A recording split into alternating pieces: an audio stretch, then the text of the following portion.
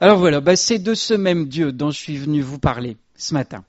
Quand on ouvre la Bible, on apprend des choses. Dieu nous parle. Et puis pendant les vacances, j'ai pas rangé ma Bible au placard et j'ai lu. Puis j'ai demandé au Seigneur. Vous savez, j'aime pas faire des lectures piochées comme ça un peu partout. J'aime bien me tenir à un livre et je le lis de A à Z en croyant que Dieu peut me parler au travers de n'importe quel livre de la Bible. Et c'est vrai. Et puis là, j'ai attaqué le livre de Samuel, les livres de Samuel. Et donc ce matin, on va parler. Alors je vais pas prêcher comme d'habitude. Souvent, j'ai un sujet à cœur et puis je vais chercher dans la Bible tout ce qui va parler, la vie de Dieu sur ce sujet. Et aujourd'hui, c'est pas ça, on va parcourir seulement des extraits, parce que, vous savez, il y a 2 livres de Samuel, rien que la lecture, ça comblerait la demi-heure qui nous reste. Donc, on va juste lire quelques endroits et je vais partager avec vous des choses qui m'ont touché et qui peuvent aussi vous toucher, je pense. Donc, je vais vous partager cette nourriture que le Seigneur m'a donnée et on va gentiment, c'est repas tiré du sac, une agape en fait, je vais vous partager ce que j'ai reçu. Donc, vous êtes venus les mains vides. Et vous allez repartir avec quelque chose. Alors, on me demandera le titre, c'est quelques enseignements des livres de Samuel. Voilà. Et puis, il faudra écouter pour savoir lesquels. Voilà, donc, on va commencer par lire dans le premier livre de Samuel. Alors, ça ne veut pas dire que le reste, faut pas le lire. On va lire seulement des extraits. Moi, je vous encourage à tout lire. Je vais juste vous partager des choses qui m'ont plus particulièrement parlé.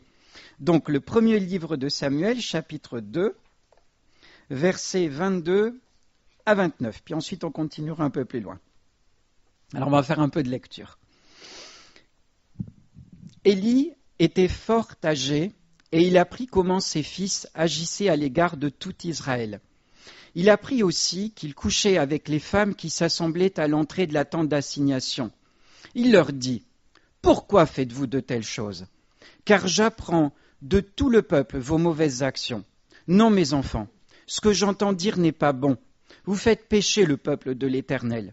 Si un homme pêche contre un autre homme, Dieu le jugera. Mais s'il pêche contre l'Éternel, qui intercédera pour lui ? Et ils n'écoutèrent point la voix de leur père, car l'Éternel voulait les faire mourir. Le jeune Samuel continuait à grandir, et il était agréable à l'Éternel et aux hommes.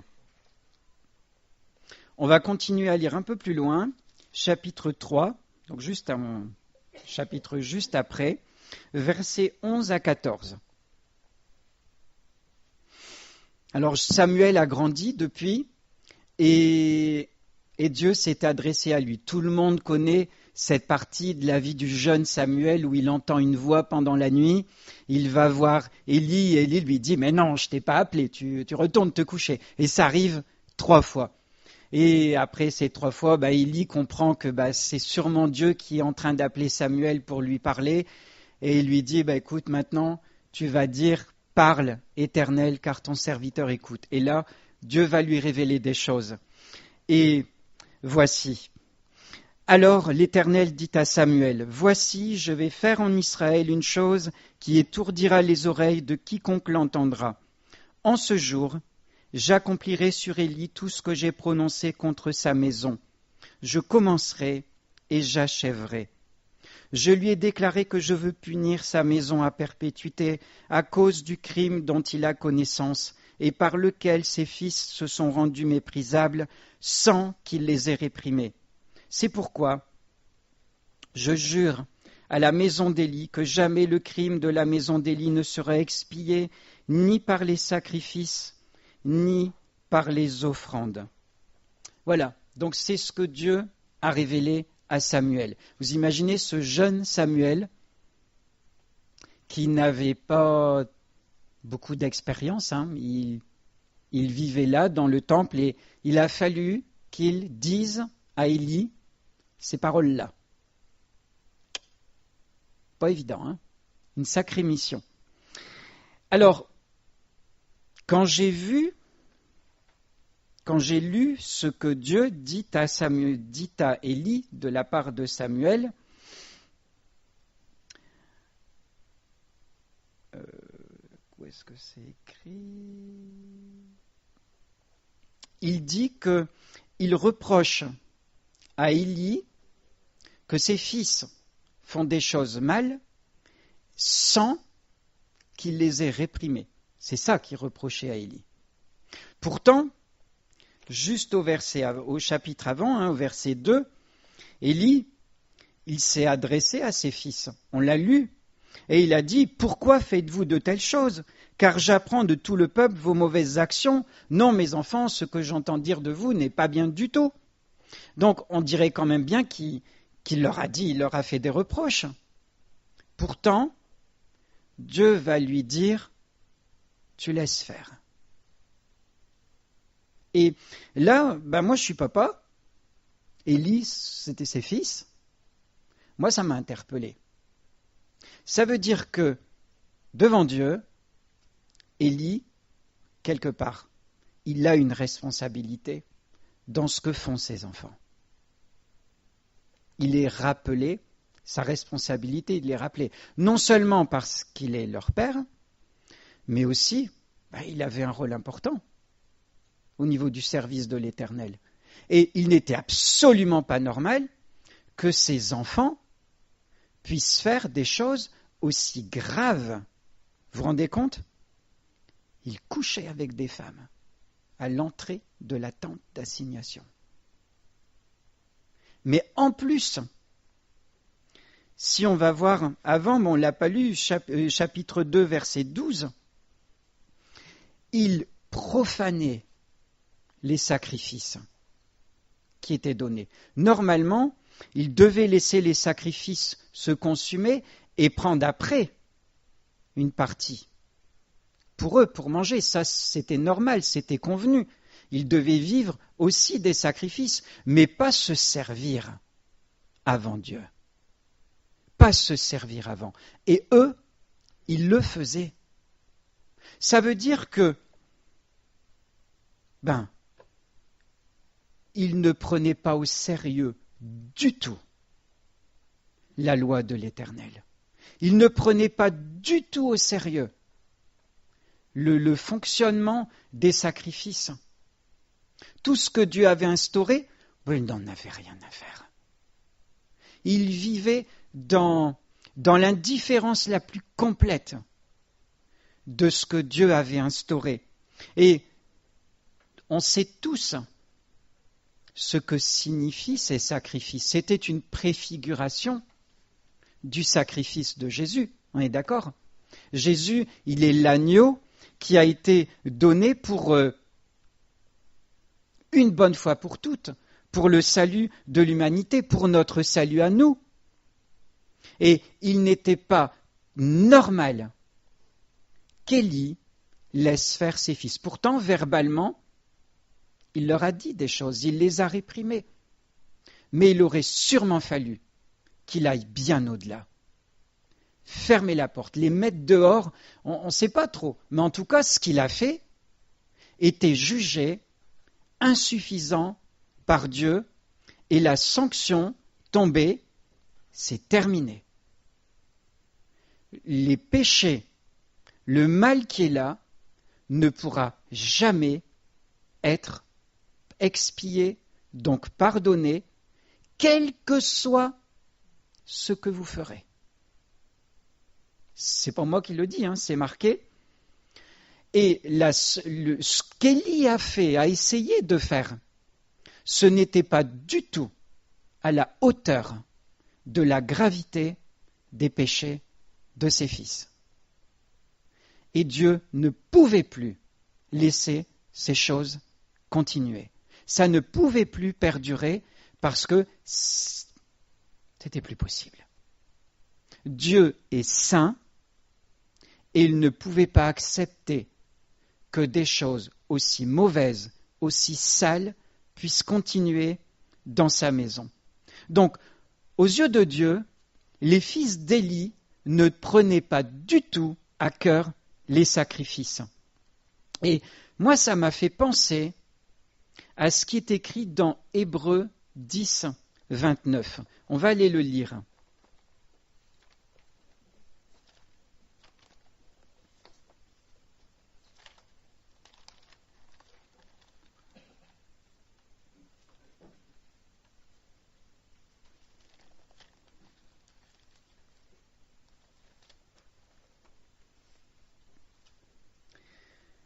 Hébreux 10, verset 26. Car si nous péchons volontairement après avoir reçu la connaissance de la vérité, il ne reste plus de sacrifice pour les péchés, mais une attente terrible du jugement et l'ardeur d'un feu qui dévorera les rebelles. Celui qui a violé la loi de Moïse meurt sans miséricorde sur la déposition de 2 ou de 3 témoins. Verset 29. De quel pire châtiment pensez-vous que sera jugé digne celui qui aura foulé aux pieds le Fils de Dieu, qui aura tenu pour profane le sang de l'alliance par lequel il a été sanctifié et qui aura outragé l'Esprit de grâce? C'est ce que faisaient les fils d'Élie. C'était cette même gravité-là. Et là, on la retrouve. On la retrouve ici dans le Nouveau Testament. Moi, ça me fait peur quand je lis ce verset 29. De quel pire châtiment pensez-vous que sera jugé digne celui qui aura foulé aux pieds le Fils de Dieu? Les fils d'Élie, ils foulaient aux pieds les sacrifices. Et c'est grave. Vous voyez la sanction de l'Éternel. Et de la même façon, si on foule aux pieds Jésus-Christ, c'est extrêmement grave. On sait tous qu'il y a un péché, le blasphème contre le Saint-Esprit, qui ne peut pas être pardonné. On n'en parle pas beaucoup dans l'Église parce que ça fait peur, et c'est vrai que dans l'oreille de jeunes chrétiens, pas affermis, ça peut faire peur, et je sais que Rachel, ça lui a fait peur, elle a cru que c'était fichu pour elle. Et si jamais dans votre cœur vous vous sentez ébranlé, que ça vous fait peur, demandez conseil à un ancien. Parce que je ne veux pas faire peur ce matin. Mais c'est dans la Bible. Et il y a des choses auxquelles nous devons vraiment faire attention. Les choses saintes sont saintes. Et on ne peut pas faire n'importe quoi avec la grâce que Dieu nous a faite. Et ça, c'est important. On le voit dans l'Ancien Testament, l'attitude nette de Dieu par rapport aux 2 fils d'Élie, les reproches qui ont été faits à Élie d'avoir laissé faire. Et on le retrouve aujourd'hui dans le Nouveau Testament. C'est toujours un sacrifice. Avant, c'était la préfiguration du sacrifice de Jésus-Christ. Aujourd'hui, dans le livre d'Hébreux, ce qu'on vient de lire, ça parle du sacrifice de Jésus-Christ lui-même. Et on sait qu'après ce sacrifice, il n'y a rien d'autre. Si on n'en veut pas, si on le bafoue, il n'y en a pas d'autre. Il n'y aura rien d'autre pour le salut. Parce que Jésus est venu une fois pour toutes. Il n'y a rien d'autre. C'est le sacrifice que Dieu a prévu et il faut vraiment le prendre au sérieux. Il ne faut pas le fouler aux pieds. Et c'est pour ça que dans la Bible, à un autre endroit, il est écrit qu'il est impossible que ceux qui ont goûté à la grâce de Dieu, qui ont eu part à toute la richesse de Dieu et qui sont tombés, soient à nouveau relevés. Alors si on a goûté à la grâce de Dieu, si on s'est approché de Dieu, on n'a pas le droit de retourner en arrière. On n'a pas le droit. Alors, il peut y avoir des moments où on faiblit. On peut traverser des déserts, où on est découragé. Je ne parle pas de ça. Mais un retour franchement en arrière, alors qu'on a goûté, c'est un péché volontaire. Et le péché volontaire, c'est fini. Et ça, il faut le savoir. On ne peut pas jouer avec la grâce. Et il faut rester dans les voies de Dieu. Et honnêtement, si on a vraiment goûté, est-ce qu'on a envie d'aller ailleurs? Non, non. Et pourtant, il n'y a rien qui nous y oblige. On est les plus libres individus qui soient sur toute la planète. On est d'accord? Pourtant, on est regardés comme des esclaves par le monde. Et pourtant, on est les seuls à être vraiment libres de partir. Mais quand on a vraiment goûté, il faut vraiment faire fort pour aller en arrière. On est d'accord? Hein? Mais il faut savoir, c'est très important. Et là, moi, ça a attiré mon attention, on a une responsabilité en tant que parents, alors que ce soit parents charnels comme parents spirituels. Ça veut dire que si on voit qu'il se passe n'importe quoi dans l'Église, chez nos enfants, on ne doit pas rester inactif. On a une part de responsabilité. On doit avertir. Alors, je sais bien, il y a avertir et avertir. Il y en a qui sont très maladroits et qui font 10 fois pire que mieux. Faisons-le avec amour. Avec l'amour que Dieu donne. Avec discernement. Il ne s'agit pas de condamner avec maladresse le moindre petit écart. Faisons-le avec amour, avec la sagesse que Dieu donne. Et si on sait qu'on est maladroit, vaut mieux se taire et prier. La prière, elle est d'une grande efficacité. La prière est d'une grande efficacité. Mais par moments, il faut aussi parler. Mais laissons parler ceux qui savent le faire. Et prions dans notre cœur. Si on sait qu'on est maladroit, demandons l'adresse au Seigneur. Demandons la sagesse. Écrit dans Jacques, si quelqu'un manque de sagesse, qu'il la demande à Dieu, qui donne. Et il va le faire. Et ça, vous voyez, ce sont des garde-fous dans notre Église. Ce sont des garde-fous pour qu'il n'y ait pas de dérive qui mène à la catastrophe. Les anciens ont une grande responsabilité. Ce sont eux qui paissent le troupeau de Dieu que nous sommes. Et c'est normal si de temps en temps, ils renvoient la brebis. Non.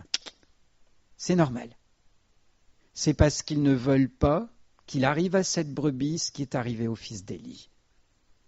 Parce que c'est grave. Quand c'est terminé, si on est allé trop loin, qu'on a bafoué le sacrifice de Jésus-Christ, il n'y en a pas un autre derrière.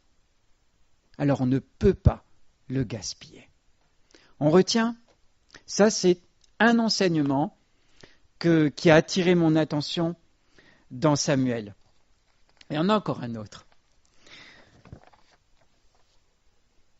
On va aller lire la matière première d'abord. Dans 1 Samuel, vers chapitre 4,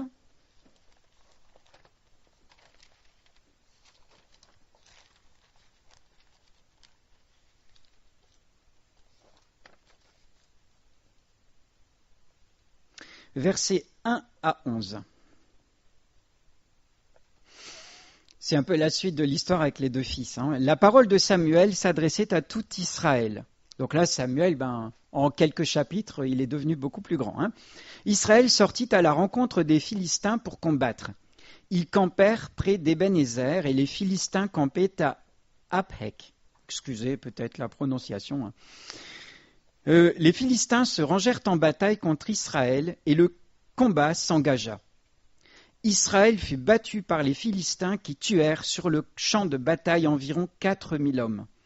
Le peuple rentra au camp et les anciens d'Israël dirent « Pourquoi l'Éternel nous a-t-il laissé battre aujourd'hui par les Philistins ?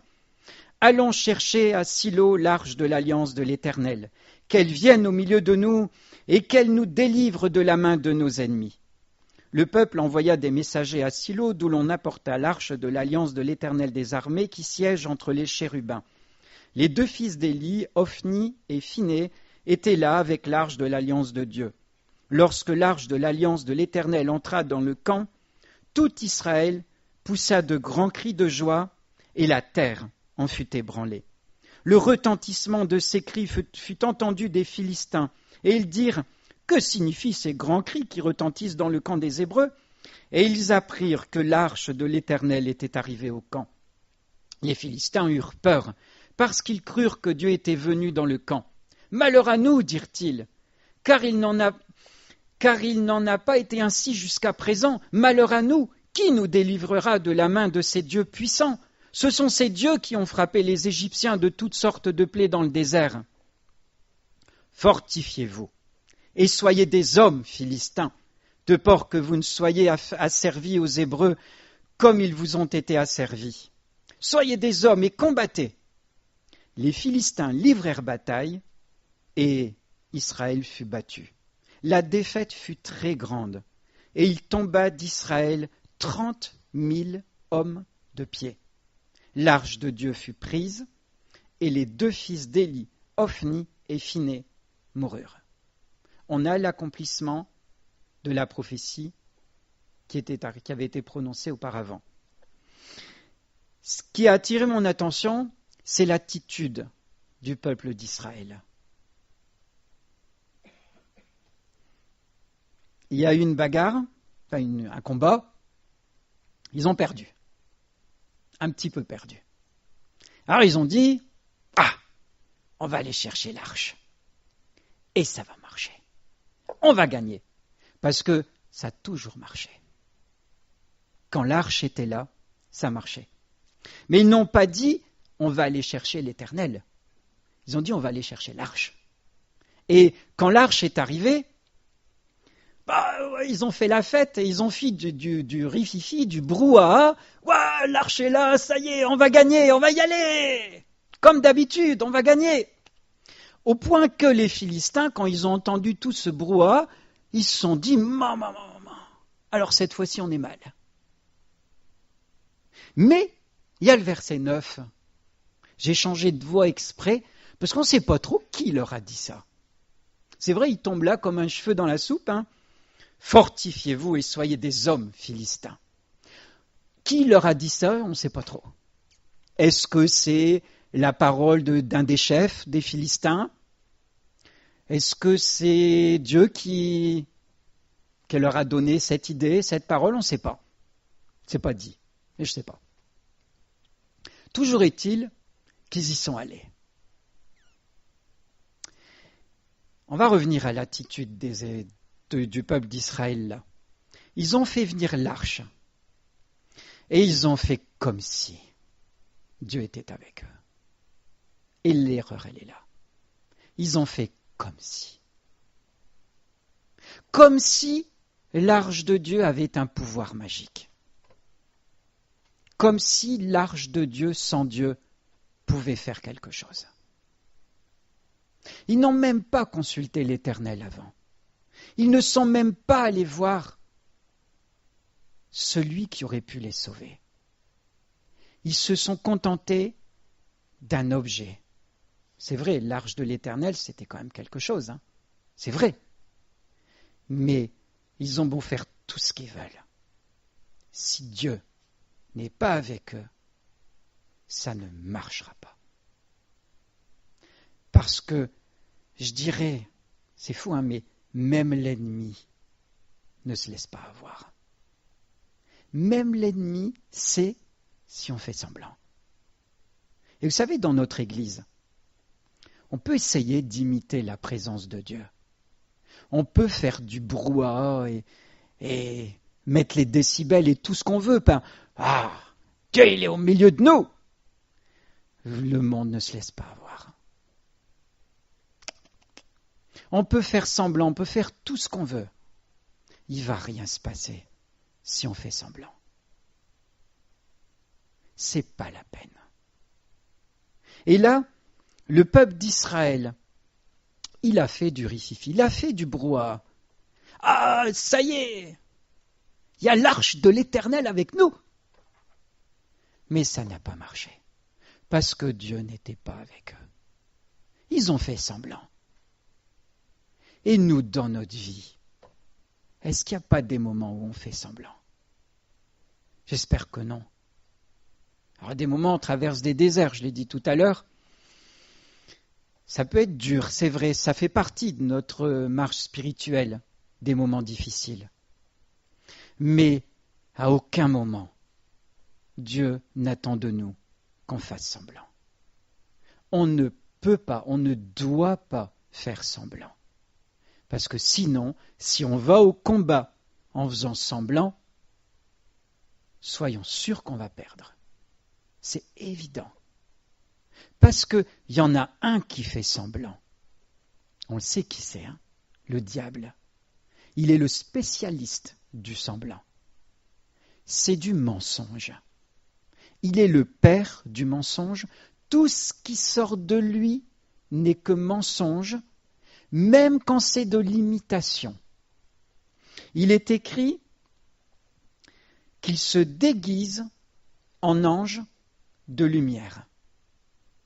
Donc quand on fait semblant, on est dans la peau du personnage. On est déguisé en ange de lumière. Et vous savez, dans notre monde aujourd'hui, je ne parle pas forcément de l'Église, mais le diable, il est là à beaucoup d'endroits déguisé en ange de lumière. Et il fait semblant. Et il ne faut pas qu'on lui prête notre corps. Il ne faut pas qu'on lui prête notre bâtiment. Il faut qu'on ne lui prête rien du tout. On n'a pas à imiter quoi que ce soit. On nous demande, la Bible, Jésus, Dieu ne nous demande que d'être vrai, d'être sincère. Tu n'as pas à faire des efforts pour montrer quelque chose dans l'Église, pour montrer quelque chose à tes frères, à tes sœurs, aux anciens, à qui que ce soit. Tu es toi-même, tu dois être vrai. Et je voudrais qu'on lise un verset, Philippiens 4, 8. Au reste, frères, pardon, je ne vous laisse pas le temps d'y aller, parce que je l'ai copié-collé, alors ça va plus vite. Philippiens 4, 8. Au reste, frères, que tout ce qui est vrai, tout ce qui est honorable, tout ce qui est juste, tout ce qui est pur, tout ce qui est aimable, tout ce qui mérite l'approbation, ce qui est vertueux et digne de louange, soit l'objet de vos pensées. Et moi, j'aime bien le début. Tout ce qui est vrai. Et Dieu nous demande d'être vrai. À aucun moment, on ne doit faire semblant. Tu n'as rien à cacher. Si c'est dur, si c'est ôté au fond du gouffre, eh bien dis-le. T'as le droit. C'est pas un problème. C'est pas un problème. On y passe tous et on y passera encore. Alain, il y est passé il n'y a pas longtemps, il nous l'a dit. C'est pas une tare. Quand on parcourt la Bible, on se rend compte qu'il y a des grands hommes de Dieu qui ont connu le fond du gouffre. Et il y a un verset que j'aime bien dans les Proverbes, 7 fois le juste tombe et il se relève. Ouais, on tombe, il y a des moments, on fait des erreurs, on n'est pas parfait, Et il y a des moments, on traverse le désert. Pourquoi est-ce qu'on va faire semblant pour garder la face? On n'a pas à faire semblant. Tu vas t'user à faire semblant. Si tu es vrai et que tu es sincère, tu y gagnes. Parce que Dieu, il est de ce côté-là. Il nous demande d'être vrai, d'être sincère. Et retenons bien ce verset de 8 du chapitre 4 de Philippiens, que tout ce qui est vrai, tout ce qui est honorable, c'est pas la dissimulation, c'est pas le faire semblant, c'est pas le masque, c'est rien de tout ça. C'est à l'opposé. C'est exactement à l'opposé. Donc, soyons vrais. Il n'y a pas besoin de se cacher. Soyons nous-mêmes et si on n'est pas parfait, Dieu va le changer. Si tu le caches, d'ailleurs, celui qui cache ses transgressions ne prospère point. Il faut être vrai. Allez, un petit dernier point. J'ai failli pas le mettre, j'ai hésité. Bon, très rapidement. On va aller dans 2 Samuel, donc un petit peu plus loin, chapitre 16.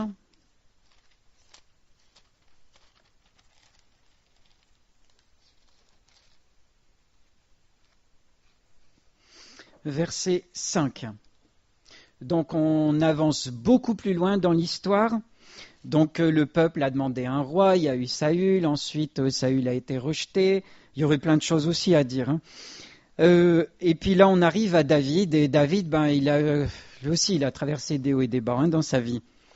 Mais il était un homme, il est dit de lui qu'il était un homme selon le cœur de Dieu. Pourtant, quand on regarde sa vie, il y a quand même des choses qui... Mais sur le fond, il voulait vraiment faire la volonté de Dieu. Et là, on va voir un tout petit chapitre de son attitude que j'ai trouvé